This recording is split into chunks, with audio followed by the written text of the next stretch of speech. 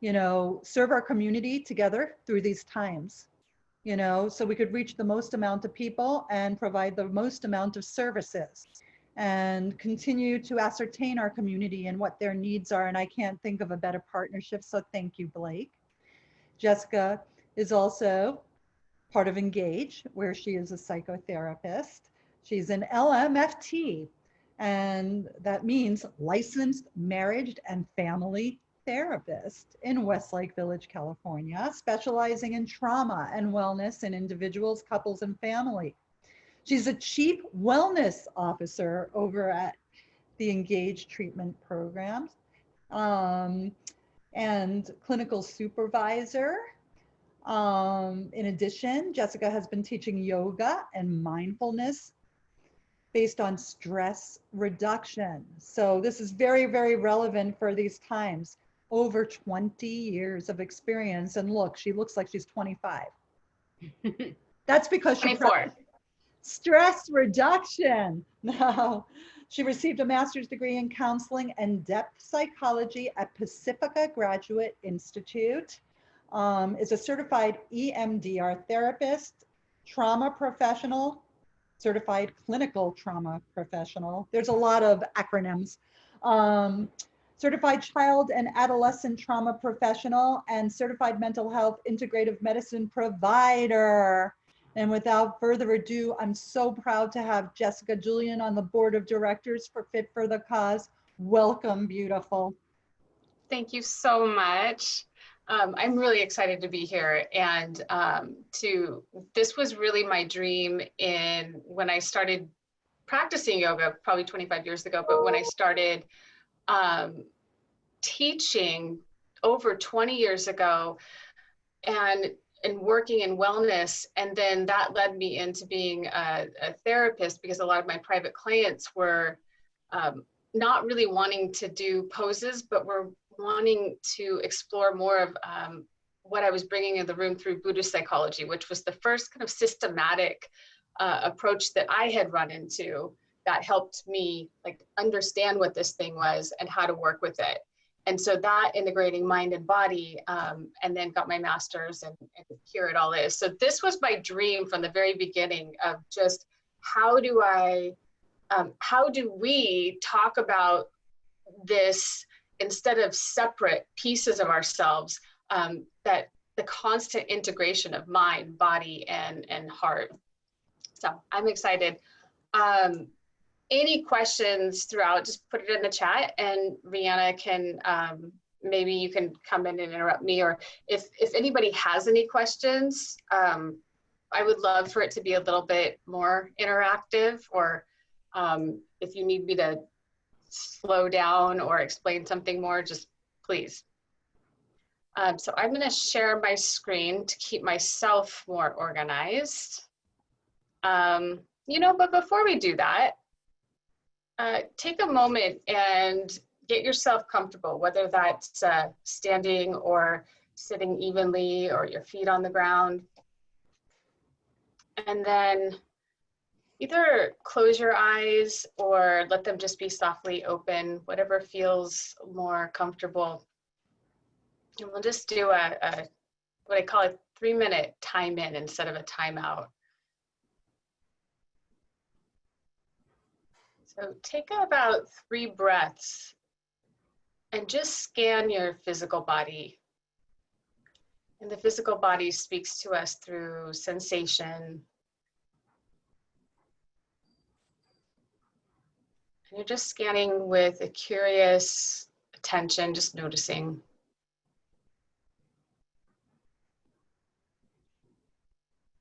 And then shift your attention, or most of your attention, to your mind. And again, about 3 breaths there, just bringing some awareness to what's happening right now without the judgment of it.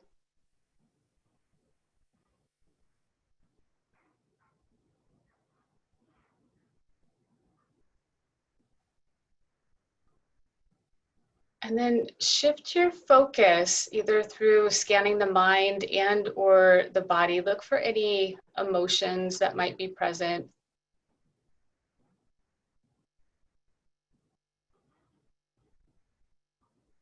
in about 3 breaths.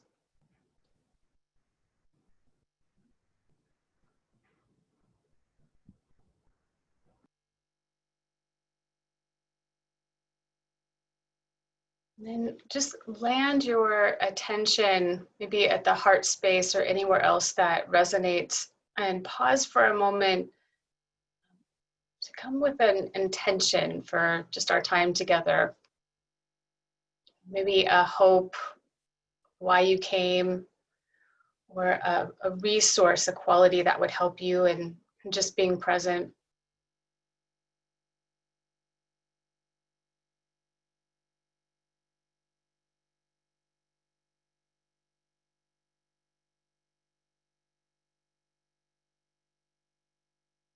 And then just a few more breaths. I'll share a quote by Pema Chodron.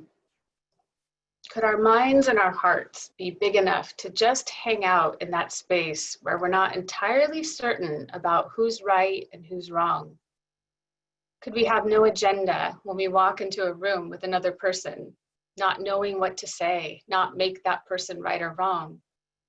Could we see, hear, feel other people as they really are? It is a powerful practice this way because we'll find ourselves continually rushing around to try to feel secure again, to make ourselves or the other person right or wrong. But true communication can happen only in that open space.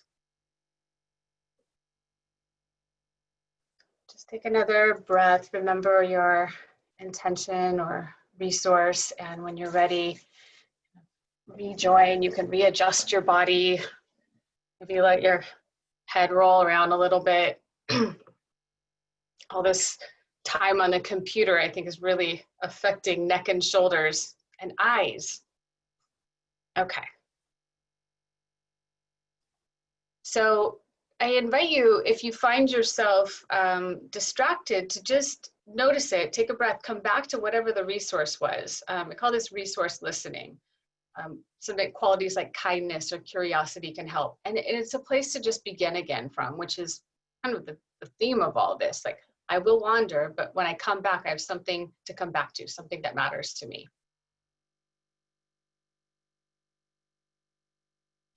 Okay. So when I was thinking of organizing this, I thought, well, I really like the word radical. And so I tend to like to look at the etymology of words, call myself a word nerd, but it's really quite interesting. In fact, before we started, we were talking about perfectionism, and the word perfect actually comes from French, and it doesn't mean without flaws. It means thorough, the origins of that word. So anyway, the origins of radical, so from late Latin, radicalis, with radix as the root, but it literally means root, and the adjective of or having. So the origins of radical weren't what it is now, which is like associated with extreme change and deviation from the norm, but of or having roots or fundamental. So I really loved that and thought, okay, radical wellness, that's it, getting back to our root system, back to what's natural.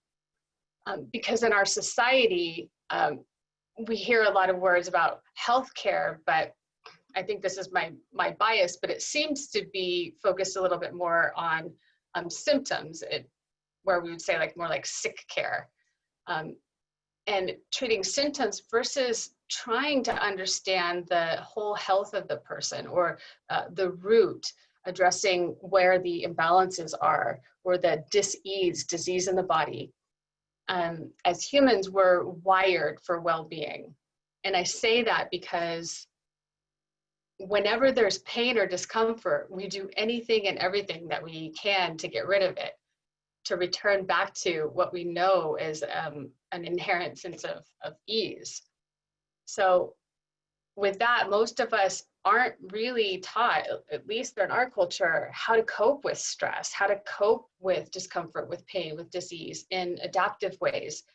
And so we search and we find these things that work, or we might call maladaptive. They work in short term, but they lead to more distress, more discomfort. And then the other word, wellness, first known use 1653, just a quality or state of being in good health, especially as an actively sought goal. And I love that. Actively is intentionally. Purposeful. So I know during this time in the last 6 months, I kind of laughed and said, oh, coping with COVID. I'm like, well, it's been 6 months. It's been long enough. And I thought, well, yeah, none of us expected it to be this long, or I certainly didn't. And there's so many systems in upheaval, like external systems breaking down, but also internally. And I'm seeing in clients and even with myself, that old stuff that is like, it's not working, old belief systems, old behaviors. And so we have an opportunity right now, even if we feel helpless or out of control of what we can do in the environment, at any given moment, especially in these moments when we're being asked to kind of slow down, stay in, we can empower ourselves to take care of our own systems, the things we can control. So today, we'll focus on those 4 parts of the body and the radical simplicity of that, radical acceptance of the mind, radical compassion of heart, and then radical listening of spirit, and the integration of all of them, which is same word of integrity, to make whole, and healing is wholing. I think life with a capital L is possible, and there's a seed within us that can bring into being and become whole.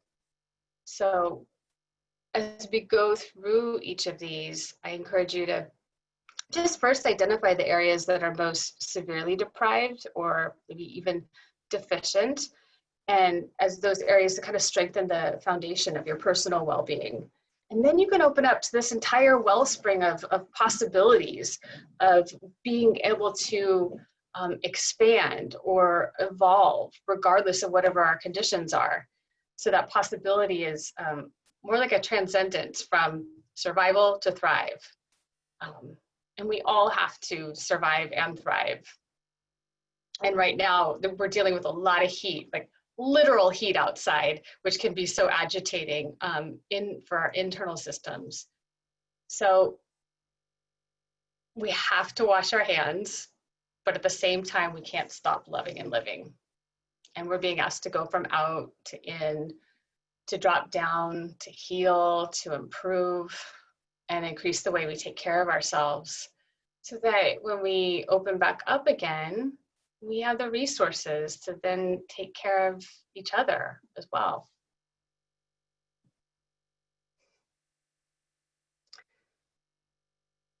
Stress, just a reminder, and as I read this, I think, wow, that stresses me out. So, but we know CDC, stress is underlying 60% or more of all human illnesses and disease.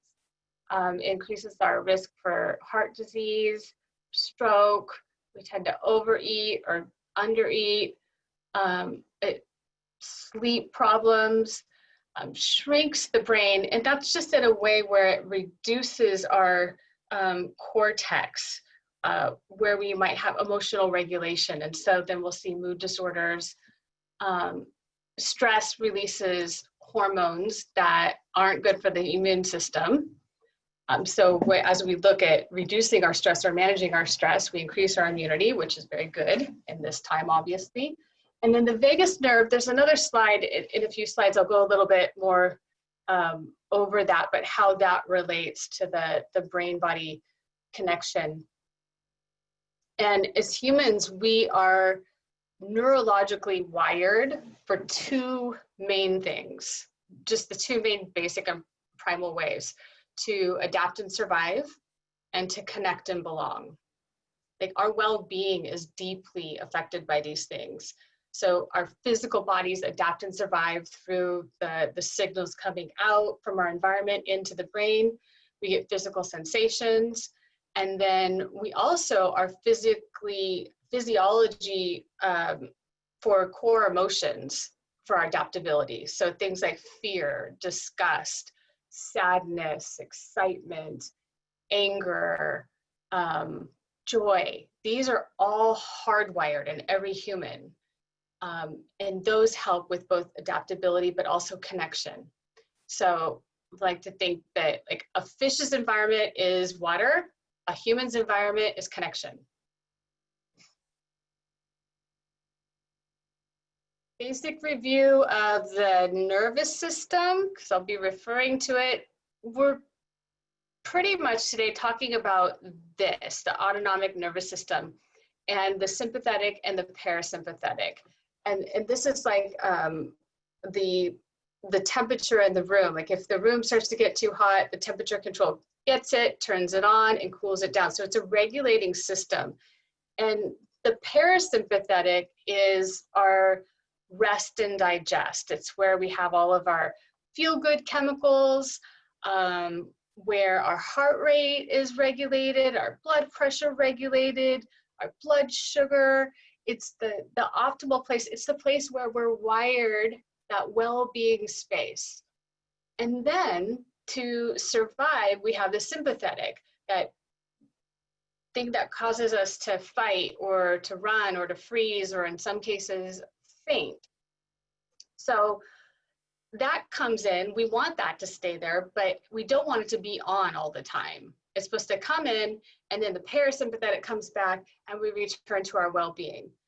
We see this, take for example, a gazelle. Out in the field, eats a little grass, looks up. This repeats itself. 99 times out of 100, it looks up, scans the environment, nothing goes wrong, goes back to eating. 1 time out of 100, lion. Gazelle sees it, responds, runs, and then right away it goes back. Grass, scan, grass, scan. That's how it can work. We as humans, though, with a little bit more of a evolved brain, we keep the lions with us. So walking around constantly as if there's a way of fight, flight, or freeze or stresses, then we have the stress cortisol and adrenaline, and then it affects our immune systems, and then all the things that the parasympathetic side of, like reducing inflammation, blood pressure, all those are negatively affected.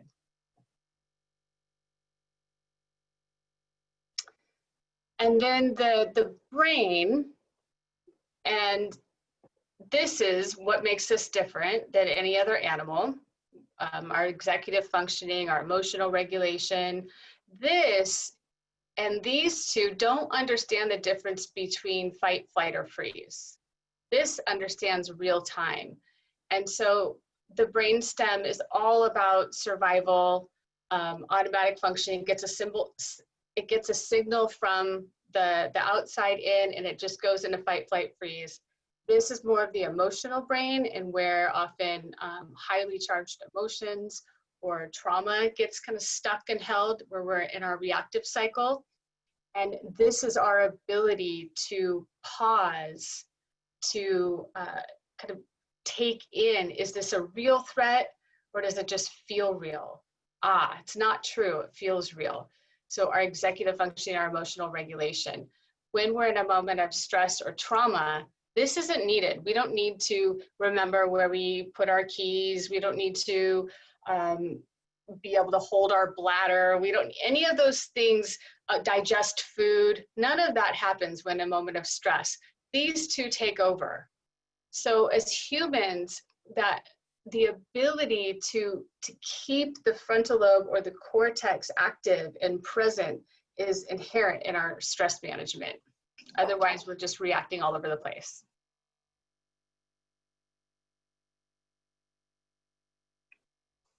And then one more, and this ties it all in with how the brain, body, and immunity. So there's a vagus nerve which runs from the brain down into the body and connects into the gut. And now we're hearing a lot of research on the second brain and the gut. And when we're in the stress response, the sympathetic nerves and the sympathetic nervous system create all those functions to get us into safety. We stimulate the vagus nerve, which is part of the parasympathetic, and through calming exercises, through breathing, through well-being. And what that does is it shuts off the stress response. It shuts off the way inflammation happens when we're stressed. It helps with the immunity. So it's crucial.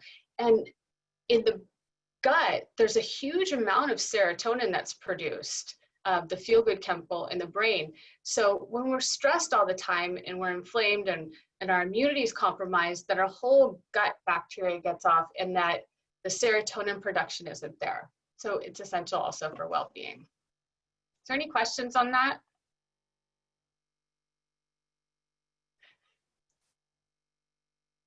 For some of you, a review. For some of you, like, what? I didn't sign up for an anatomy lesson. Okay. So I decided to use the word simplicity as to talk about the physical body, because everybody, well, not everybody, so many people in our area want that next new thing, the fountain of youth, the cryotherapy, all these really fancy things that help. But if you want to make a huge impact in your physical well-being, like the three main building blocks are movement, sleep, nutrition. We know this. And sleep tends to be the hardest one for most, but just if we, and by movement, more of a intuitive movement. We don't have to, especially right now when it's hot and our systems can get overheated already, like walking is enough. Yoga, you know, really getting a little bit more of a presence, an embodied presence. And then our society that kind of values being overworked, underslept, values productivity, we get really disconnected or fragmented from our bodies. And research after research shows that regular exercise is about close to the magic potion for health and well-being as you can get. So one of the things I love to do is play outside. I don't like exercising inside unless it like would be like Cindy's Zumba class, because that's fun, but that's play. And that is moving our bodies. Other ideas would be like take a dance break, putting on some music that inspires you to kind of move into your body. And the free form movements are really, they can really allow for a significant shift, because when we're stuck, when we're stressed, when we're trapped, we tend to have a certain thought loop in a certain position and a certain breathing pattern. So whenever we kind of change or shift or even allow ourselves to just be free and flow, it shifts everything, at least in that moment. And then we can get even an endorphin boost and an emotional release. There's expressive meditations that are the oldest ones and not talked about a lot, but used often for trauma release, but like whirling or shaking, fast, deep breathing. And then the ones that we hear about a little bit more, like yoga, Tai Chi, Qigong, these are really effective due to the body and the breath awareness. One that I like, if you will, either you can stand up or you can sit down, whatever you feel comfortable with, but I call it noodling. So if you just sort of like relax, like I'm standing up, my knees are a little bit bent, and really just a couple minutes, right? And you just sort of like, I'm the only one doing this, right? Come on.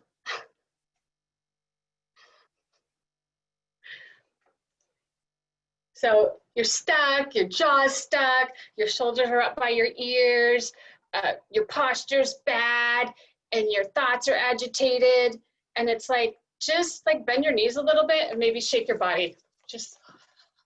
And then think of it like a limp noodle, you know, like not al dente with the way you should. This is my Italian self, but overcooked, just bleh.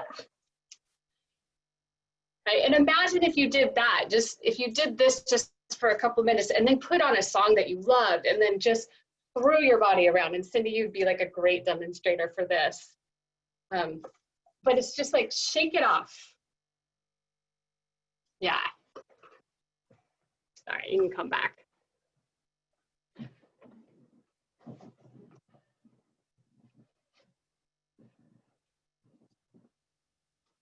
Very simple.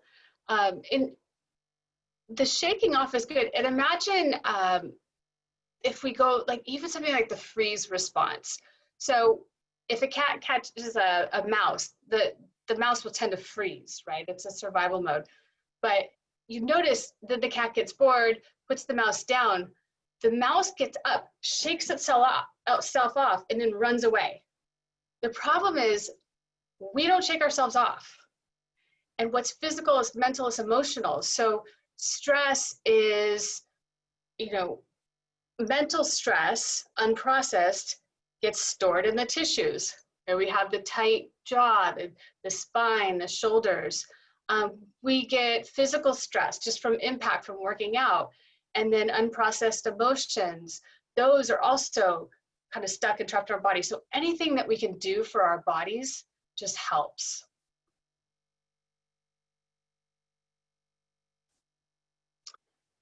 Sleep. So during the sleep cycle, like a traditional like 90-minute cycle, it's not just for our physical repair, but there's a part of the cycle in there that helps with the like psychological filing of the brain. So when things happen during the day and I go to sleep, my mind says, okay, let's file that in memory, Nah, we don't need that. We don't need that. And so it's crucial for our mental health, but also our physical health and for our immunity. Remember, when we're sleeping, optimally, we're in the parasympathetic nervous system state. So rest, digest. So we're bringing in and absorbing nutrients. We're repairing the physical tissues in the body. We're filing the memories we need. We're getting rid of the memories we don't. So when we decrease stress during the day, it positively affects our sleep at night. And when we improve our sleep at night, it leads to an increased mood, even our motivation, our functioning, our memory, our emotional regulation during the day. So it's circular. And I recently learned there's no such thing as catching up on sleep in the weekends. Like if you want to improve your sleep, the best thing to do is over time. So you might go, okay, let me try a half hour more tonight. And that over time, the system tends to regenerate because we're wired to heal. And then just a quick talk on nutrition, which is a huge subject, but in general, this slide was just targeted more towards immunity and inflammation. So stress is inflammation. And we want the immunity inflames to help release the body from toxins. But again, if we're in that stress response all the time, our body system is always inflamed and it's not working efficiently. So nutrition matters. It's essential for our well-being. The foods that are, oops, let me go back. Okay. So the foods that can help us are, again, the ones we know, whole or plant-based foods. There's supplements that can help with stress, especially vitamin B and vitamin C. Turmeric is helpful and anti-inflammatory. So is garlic. And then water, and I've been loving prebiotics and probiotics lately, which help with the gut. and things that are inflammatory, sugar, processed meats, oils, dairy, alcohol, caffeine, gluten, refined, all the things that many of us will go to when we're stressed out because they kind of feel good in the moment. Again, we do anything to take care of ourselves, but that it leads to more inflammation. So you can get a lot of information on anti-inflammatory diets. And I think when we're in tune with ourselves, then we know how to eat for our system. I've known since I'm very small, of being vegetarian most of my life and vegan like the second half. My children, they're not the same. And so I'm not standing here saying you should eat like this. I think I'm inviting more of all of us to be a little bit more in tune with our bodies, because when we do that, our bodies speak to us through sensation. You know, we get feedback on what is energy giving and what is energy draining, what creates a positive mood and what creates negative ones. And not only what we eat and drink, but the way we eat it. This is where we can profoundly affect our physical and mental well-being. If we slow down and eat to the pace of the parasympathetic nervous system for absorption. Think of if I'm rushing around and shoving food in my face and stressed out, my brain is thinking I'm running from the lion. And I won't be able to absorb food. I won't be able to digest food. I might have indigestion. So optimally to kind of slow down and eat to absorb. There's hold it up here. There's a quote that I love. It says, what I really need is to drink a glass of water slowly, because there is enough. There is enough fast in this world. And every real thing is found inside the soft arms of a moment. And just because, in the midst of so much trauma and terror, it is vital to bow to such wholly ordinary things.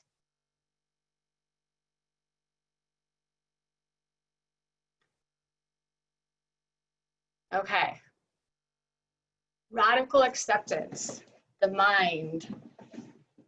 And this comes from Tara Brach, who has a book, Radical Acceptance. She just released Radical Compassion.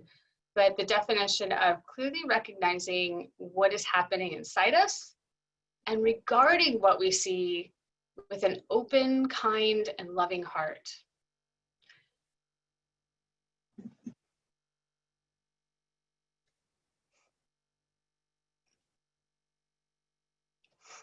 So when I'm teaching something about acceptance, I always want to clarify or operationally define the word. Acceptance doesn't mean that I like it.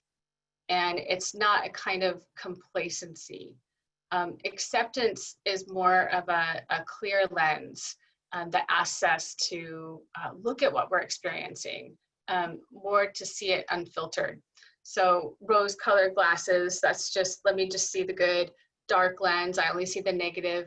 But acceptance is more of like a clear lens. And in any given moment, we're taking in sensation from our environment. We have thoughts, we have emotions about it, we get sensations in the body, and then action or reaction follows.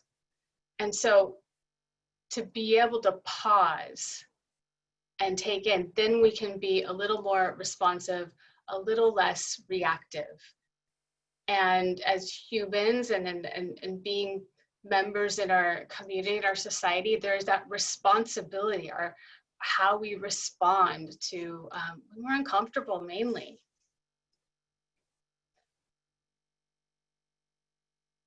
Mindfulness, I always laugh when I'm teaching this. Mindfulness is something that everybody's talking about now. But like gluten, nobody really knows how to describe what it is. Some people say it's meditation. So it could be. It's this or it's that. And so I like just intentional engagement of a moment with curiosity. Again, it's purposeful and actively choosing this. John Kabat-Zinn, his definition, paying attention on purpose without judgment.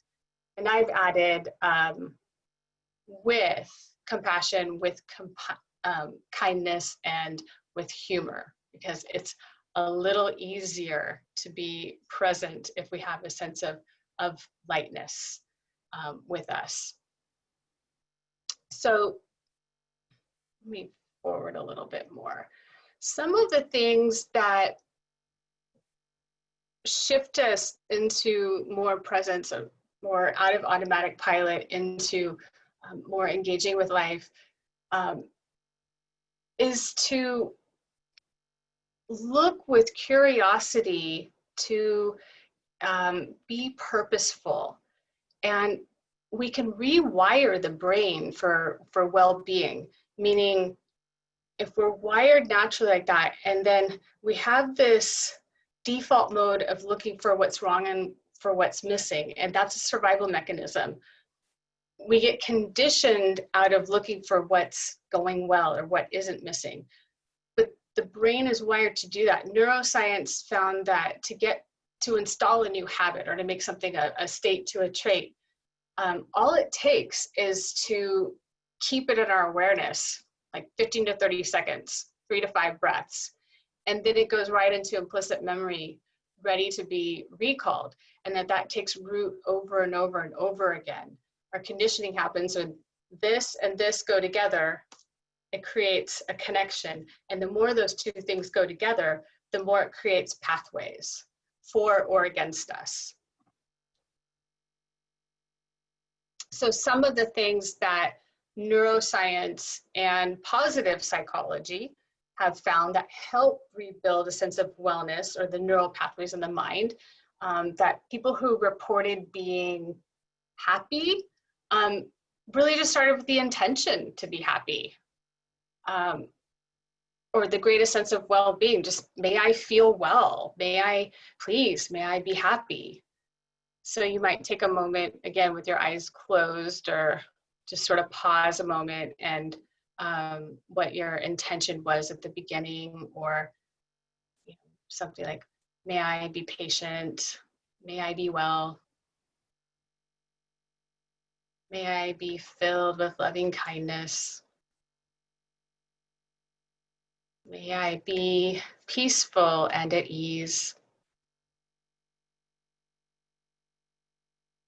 And just noticing that just a moment of may I, what that does, just for your physical presence.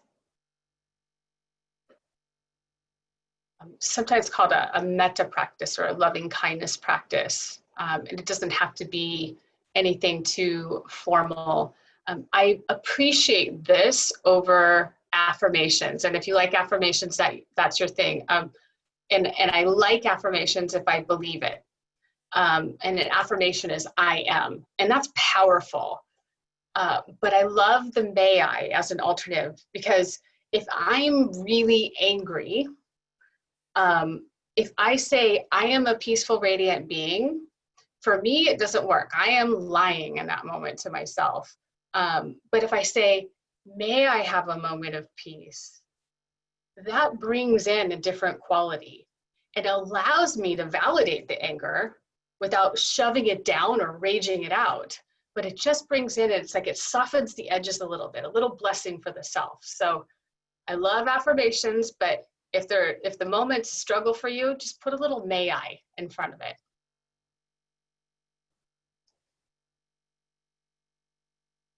Gratitude. Positive psychology took a group of depressed patients, and then of course a control group, and really just simple 3 things a day for 2 weeks. And the group that did the 3 things a day, 3 things they were grateful for, had a 92% increase in their well-being.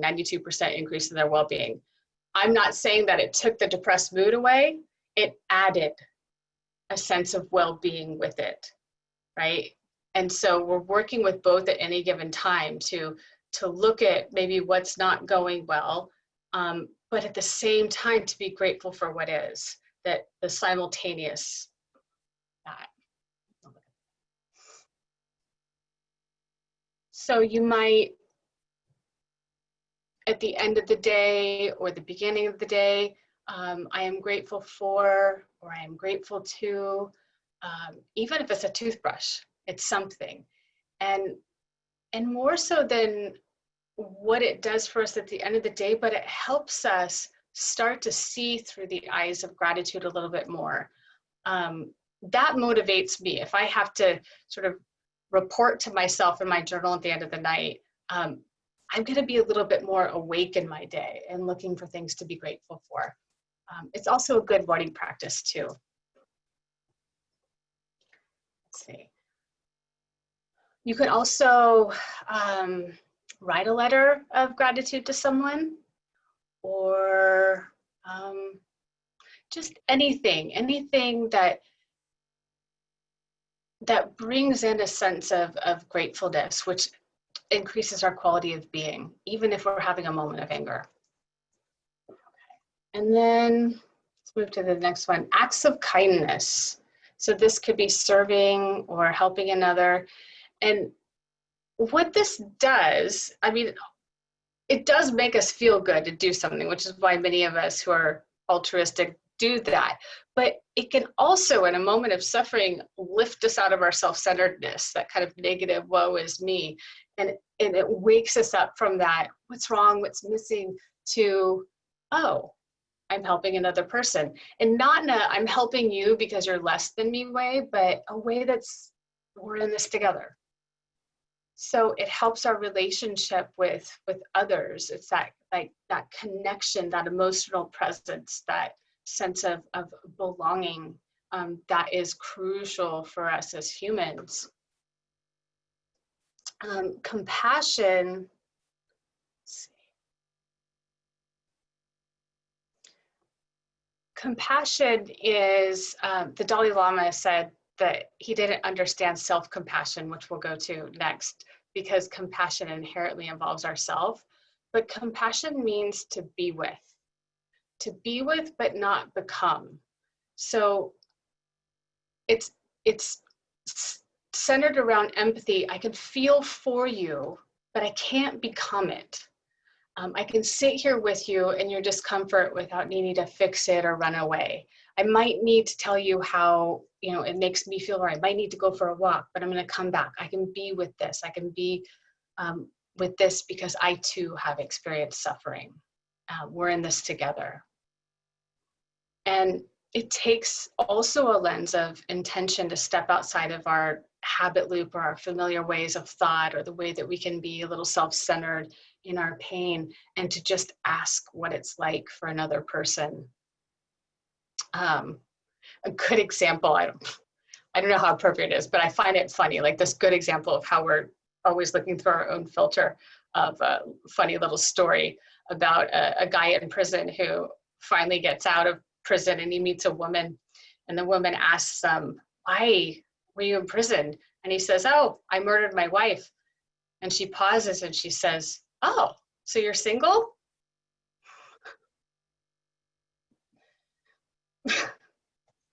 Maybe awful, but it's like, that's the lens of that. So a compassion practice, try this, pull out of our own story for a moment. And again, like for me, it's helpful when I'm visualizing and close my eyes, but maybe just take a moment, pause, let your body be still. And just bring into your awareness someone that you know that's having a hard time right now. And just imagine being there with them in compassion, being with them, and that lens of curiosity. And what is it like in this person's body, maybe in their mind and their heart? And what does this person need?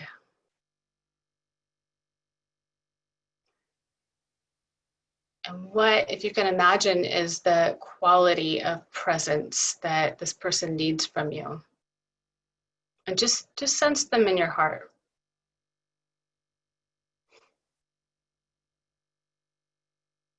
And then think of something you could do for them from your heart. And even imagine them feeling uplifted by your act.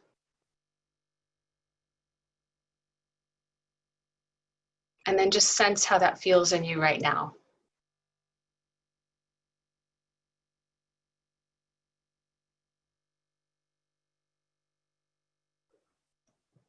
Another Pema Chodron quote: being preoccupied with our self-image is like being deaf and blind. It's like standing in the middle of a vast field of wildflowers with a black hood over our heads. It's like coming upon a tree of singing birds while wearing earplugs.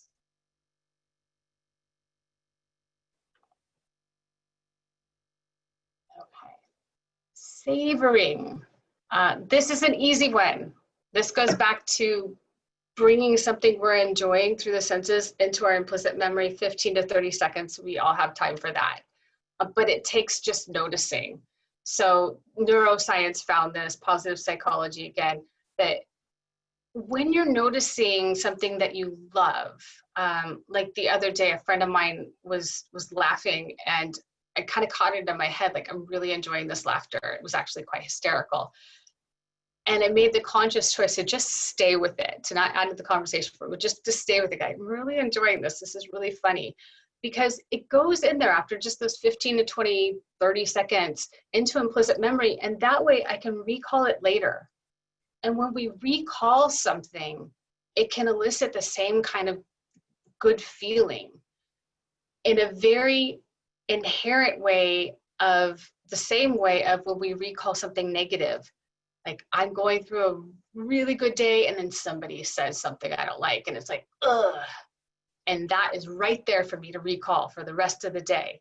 So it could happen on either side, positive or negative. We just have to put a little bit more attention and intention into, again, rewiring the brain. Look for what's good. Look for what's here. Look for what we're grateful for. Look for beauty, what we enjoy. The other stuff is going to be going on all the way. We don't have to look for it. We'll notice it. And we can build up the other in a more balanced way. Einstein said, there's two ways to live. Nothing is a miracle, or everything's a miracle. So when I look for in nature, I might say ordinary magic. You know, I saw a cloud today in the shape of a phoenix. You know, it doesn't hurt me to think that, but it makes things maybe a little bit more magical, and it just takes noticing, slowing down. And the self-compassion break. So another maybe 1 to 3 minute practice. You know, we all have time for this. This is the thing I hear the most, like, I don't have time for that. I don't have time for that. And last night in the parent group, there was a lot of stress amongst the parents, and we just don't have time for self-care. And I said, that means you need extra time for self-care. But a self-compassion break is, or self-compassion is 3 things. And this is research from Kristen Neff. And I love someone who can take like such a good, yummy quality like compassion and put it into research and qualitative it and quantitative it. So it's mindfulness, which we already went over. Just being aware, being present with something without reacting, without judgment. Common humanity is like overall compassion. Like me, you have struggled. Like you, I've made mistakes. Like me, you want to be loved. Like you, I've felt shameful. There's an underlying current relatableness with all humans because of that desire to connect, where we can meet. And so common humanity pulls us out of that isolation. It's only me, nobody gets it, to just a general sense of I'm not alone. And then self-kindness is just the opposite of self-judgment. When we notice ourselves being harsh, that's a negative imprint in the brain. If I say, may I be kind, may I be gentle, may I have a moment of peace, that's helpful. And so it's just noticing to be present when we're over-identifying with something, to remember overall compassion when we feel alone and isolated, and then offer ourselves a little blessing in a moment of suffering. The example that I like that Kristen Neff gives, she'll talk about like a fender bender, and that if a friend calls you and says, I just got into a car accident, usually the first thing that we say is, are you okay? And then followed in general by, do you need something? Can I help? If we switch it and we're the one who gets into little fender bender, we usually say, I'm so stupid, I can't believe I did that. And then we go into, let me call the insurance company, going into fixing it. When a self-compassion break would just be to go, whoa, that was really scary, or this is a moment of suffering. You know, I'm not alone, other people suffer, and what do I need right now? That was really scary. What do I need before I go into fixing everything, right? So pulling out of the judgment. And that, it only takes a moment to do this, to just be aware, to remember we're not alone, and to offer some kindness to ourselves. I love kindness because we don't have to like someone to be kind to them. So if we're really in a state of where I've had people very not quite there to love themselves, then we work with kindness. You can be kind, you don't have to like, you know, just something kind.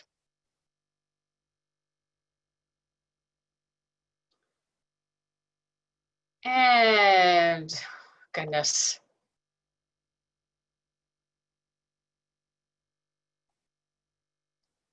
Completely out of time. I'm going to go fast through 2 minutes. I'm going to go fast through spirit. So the fourth part of our wholeness is, I'll say the word spirit, but synonymous with breath in many languages. And I like the word spirit of living in spirit, inspired. In fact, in the medical community, to breathe in, it's called an inspiration. So breathing practices are good. Spiritual, I would say to people, it's wherever you feel connected to something beyond yourself. So for me, it's nature, and then in some community. For some people, it's within their church group or their, you know, community class, whatever it is, wherever you don't feel alone. And then to be able to sometimes be in that space and to listen, whether with other people or out in nature. And I love the word listen and silent have the same letters if you look at that.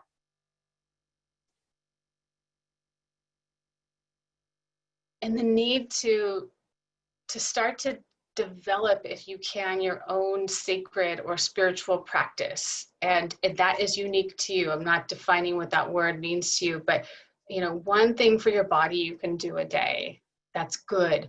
One thing for your mind, with your thoughts, or maybe learning. One thing for your heart, your soul, your compassion, and then one thing for your connection.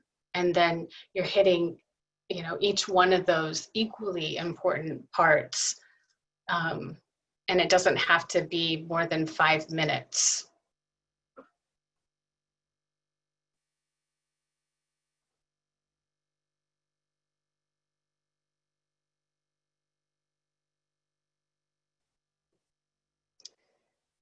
I think I'd like to I have a lot more of ideas on what that might be, but I think I want to, I'd love to open it up to what's happening in the chat or any questions,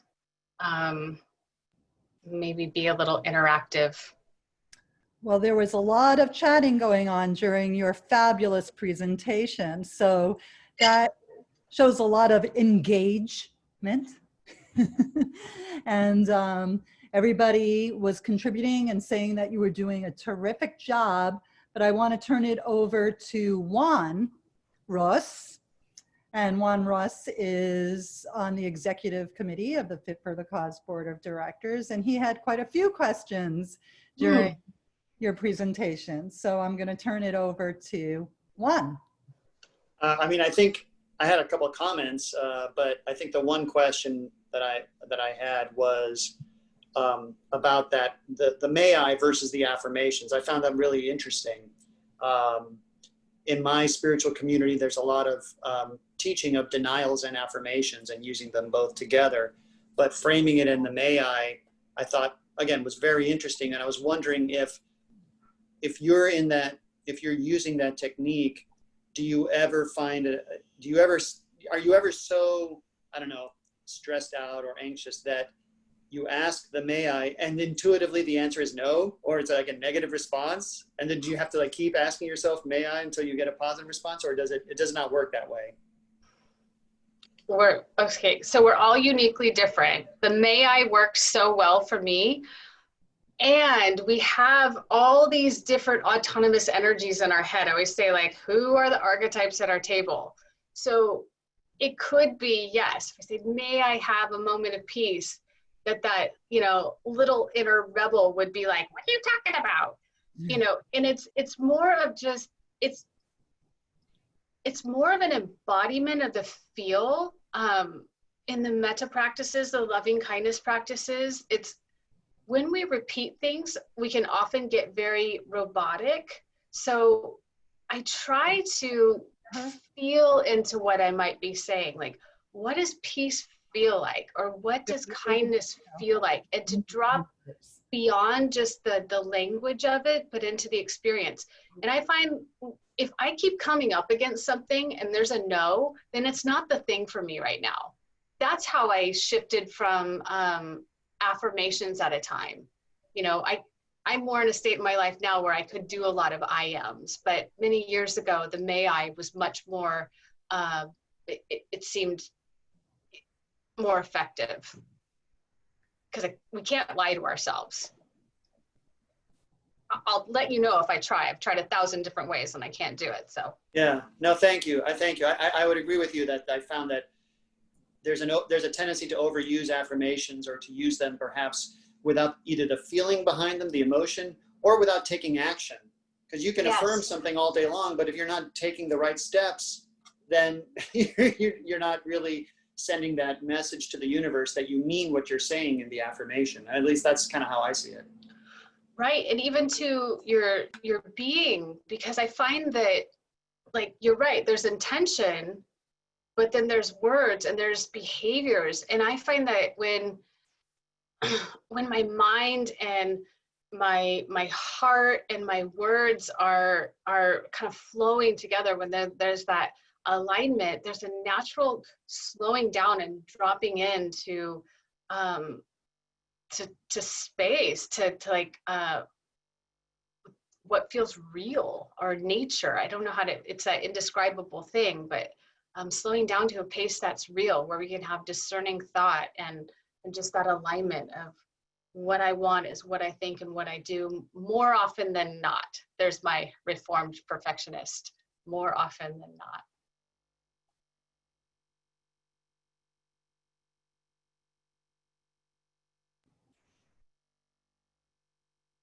I really rushed over the soul part and what I meant, and we kind of got into it with compassion, but the soul, different than the spirit, and this is depth psychology, is more of our uniqueness, our own heart or art.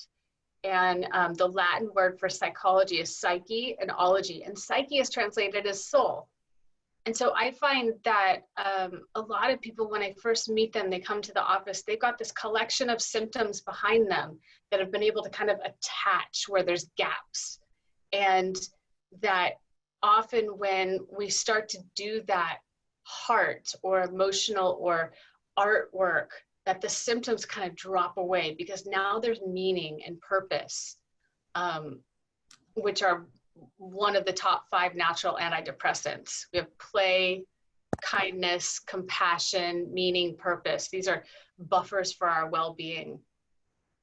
And then the story in the shamanic tradition, or more of the indigenous tradition, the medicine person, the doctor, if you go to them with feeling of disconnection or disheartened or depression, it's not a quick prescription, but the doctor will ask you one of 4 questions. When did you stop singing? When did you stop dancing? When did you stop being enchanted by stories? And when did you stop finding comfort in your own solitude and your aloneness? And that really speaks to body. When did you stop dancing? When did you stop doing your art? When did you stop singing? When did you stop being enchanted by stories and learning? You know, all these qualities of that are innate and natural in childhood. And then your aloneness, that silence, that spirit. You know, when did those things go away? Bring them back in. We have a question from Rihanna. Oh, it was just like the affirmations, and if it can do more harm saying like an affirmation that you don't believe in. Because like I've been trying to do affirmations, but I really like the may I trick, but just in case I'm saying affirmations that I might not necessarily believe yet. I really think that, yeah, like I have to believe something, or to believe in something, or at least have faith in it in order to align and practice with it. You know, our bodies are wired to heal, our minds, everything else is as well. And so when something says yes to you, that's for you. Your body, your inner system is saying yes.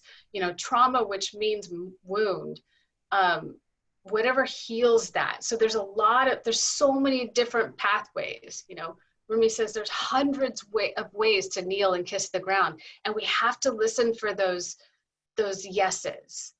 You know, and if we don't, I would say if we don't believe in something and we want to, that a may I would be a good start, and to let that deepen, that when we set the intention of may I know that I am worthy, then we set the intention to look for those clues in the world through the day. Let me look for reasons that say I'm worthy, because the unworthiness is constantly looking for evidence. So may I be, and then the practice of that in the world daily.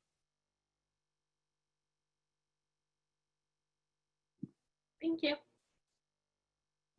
Any other questions? I could see that, you know, it's interesting when the hour was up, that's when people started dropping off, because I think it's like the 1 hour lunch, you know, mentality. But there was a point where we had up to 20 people. And so, yeah, you hit the Jessica jackpot. I have a question though. I have a question. Good. It's Beverly. You mentioned something about, you know, like, hope I got this right. Something about animals, you know, they always run. Human beings are the ones that are always running from the lion or something, where I thought it would be the animals. Animals are all instinct. They're just. Let me clarify that. So we have the same wiring. Everyone has the same wiring: reptiles, animals, mammals, humans. And then mammals have more of the emotional brain. And what sets us different of humans is that we have more of this gray matter, our ability to think and plan and be creative. So we're not just an instinct. So we all have those same survival mechanisms. The problem is, or what's different, I use the example of the gazelle. The gazelle sees a threat, responds, runs away, gets safe, and then goes back to its living. Oh, I see. We carry it with us. Okay. That does make sense a lot. Yes. Yeah. So it's good luck, bad luck. Right? Yeah, because we think. Yeah, we keep thinking it and thinking and thinking it. Yeah. Yeah. Got it. Thank you. Over developing our knowing through our brain, when there are other ways to know, through our physical experience, through our emotions. And I love like the qualities of the natural curiosity, like curiosity and not knowing. The Zen mind is the not knowing mind. And the difference between adults and children is usually adults think they know and children know they don't know. So we stay curious and open, and a willingness to not be right all the time. Thank you. Well, I think we are at the end of this fabulous first of many collaborations. So let's give Jessica a hand in sign language. You go like this because you can't hear the applause. So it's like this, yay, sign language, applause. And we'll do this again real soon. Everybody loved it. I have chats while you were doing your sharing. That's a very, very long thread that we were monitoring. So congratulations. Thank you so much. It was A so really, great. really Thank you so great much. start. Thank you. Thank you. So Thank you, everyone. Thank you. Be gentle with yourselves. Jessica would like that. And have a great day and take good care. All right. Bye, guys.